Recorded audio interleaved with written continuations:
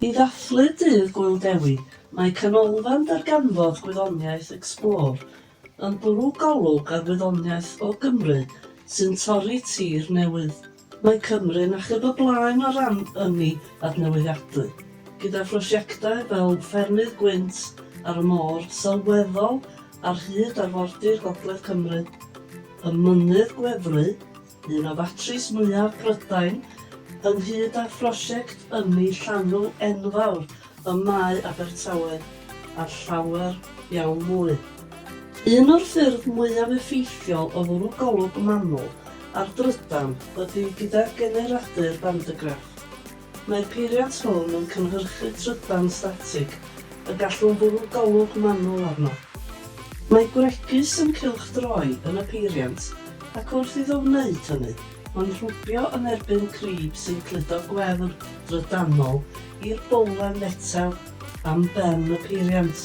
Yna, fe allai ryddhau'n defnyddio'r wialen.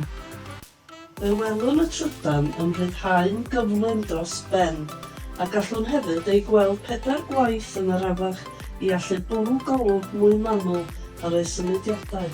Gallwch weld y wefr yn llorio'i hun drwy gynhyrchu fflach o drydan. Yr hyn welwch chi ydy fersiwn llawer llai o fellten. Dylwch fe glywch chi sŵn cracio hefyd.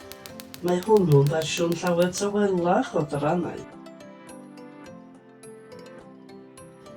Gallwn hefyd defnyddio ein bandygraff i arbrofi gyda cheisus pei yn ogystal â mell.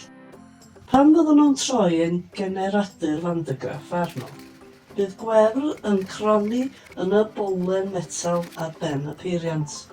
Mae hwn yn creu'r un effaith â magnet, lle mae 2 bowlen y magnet yn gwrthyrru.